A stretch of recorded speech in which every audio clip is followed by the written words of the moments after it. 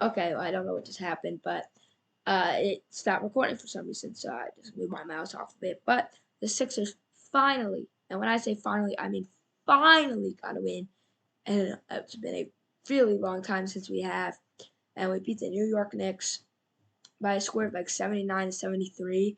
It's one of the lowest scoring games in history. The Knicks could not shoot. We could not shoot. Maxey didn't play. And Bede hasn't played in a while. Melton didn't play, obviously. A lot of injuries on our part. Some injuries on their part led to this horrible game. But all in all, we got the dub, so I guess we'll take that. I didn't watch much of this game since I didn't expect us to win, since we're facing a team who we're 0-2 against with Embiid this year, but without Embiid, we beat them. So maybe that's the hump. You know, we played the Knicks in the first round, sit Embiid the whole time.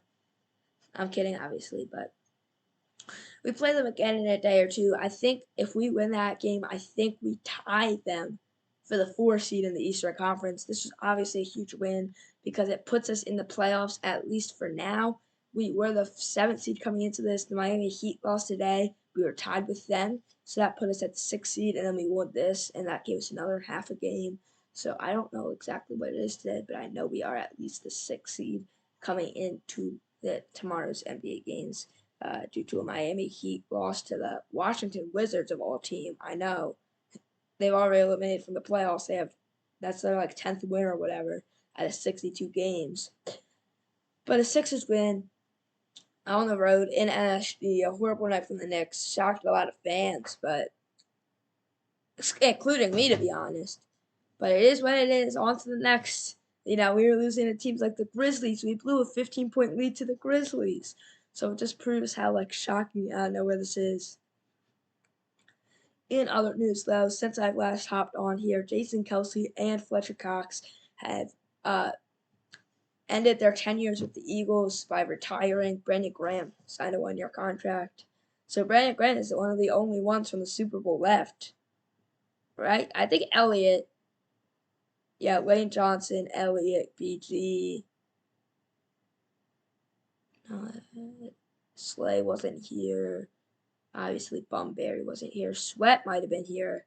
I don't know if Josh Sweat was here. I don't think he was because it was BG who forced the fumble. So I think those might be the only 3 Eagles who were here for that. Unless I'm forgetting someone. Kelce, Cox, Brandon, Graham, Lane.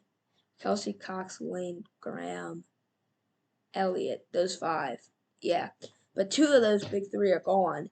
BG will come back for a farewell tour, as he said. This does mean that Cam Jurgens will take the starting center role unless we draft a center, which is in all possibilities, but I would not want us to draft the center. I hope we draft Kool-Aid.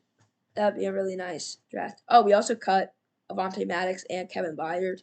Both of the moves make sense. Kevin Byard, we have younger safeties who are going to develop. He didn't fit with the scheme. He cost a lot of money, so we cut him.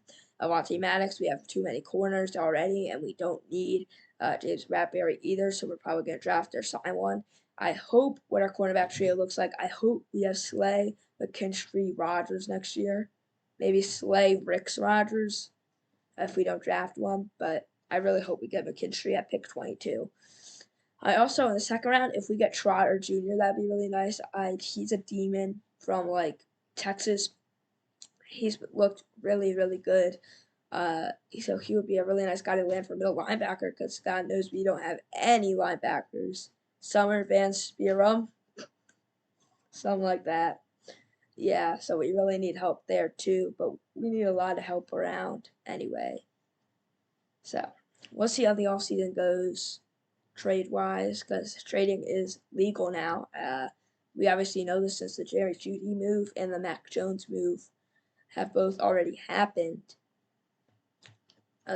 Which I thought the Mac Jones move was weird. It pretty much solidifies that the Patriots are going to draft Heisman winner Jaden Daniels at the 30 or whatever they have. They have the 3 to 5. It's going to be Caleb. The quarterbacks will go Caleb May Daniels, and Knicks will be somewhere in the 3rd round. There's not. I think that one from Texas Tech, or just Texas. There's a guy from Texas who I think will be in there somewhere, but quarterback talent isn't top, but it's not bottom for sure. So we'll see how those go. Hopefully they go good, because hopefully the draft goes good. Hopefully we have another good offseason like in years prior. Brewing rumors have been for Saquon Barkley to come and DeAndre Swift to leave. It's going to cost a load of money at an understatement, but it'd be a really fun player to watch. PSU kid comes back to Pennsylvania, plays in Philly for a few years. I mean, that would be so dynamic. That would be so dynamic if you have to worry about Smith and Brown. You have to worry about Smith, Brown, Hurts, and Saquon at the same time. They're all dynamic. Because Hurts, he obviously throws it, but he can also run. And if Kellen Moore does what he says and makes him dynamic again, then the Eagles are Super Bowl champions. If he plays like he did in 2022, Super Bowl champions. Like, that'd be crazy, but it's unlikely, but it could happen. Yeah, and other Eagles news, it looks like Sirianni will not be fired. Obviously, that's not really news, but I was just thinking about that, how we haven't fired him yet, so we're not going to. It's a smart move. He's a winning coach. But back to the Sixers. Clap your hands, everybody. Philadelphia 76ers. Caught a win in MSG. Everybody. Philadelphia 76ers. A fun win in MSG. I didn't give it enough props. I was kind of tired, but huge win. Huge win. You know what? That's a fun win. And I know this is a shorter episode, but I just wanted to film because I haven't filmed in a minute. Busy week. Last week was school buys. But bye. Philadelphia 76ers. Stomp your feet. Everybody.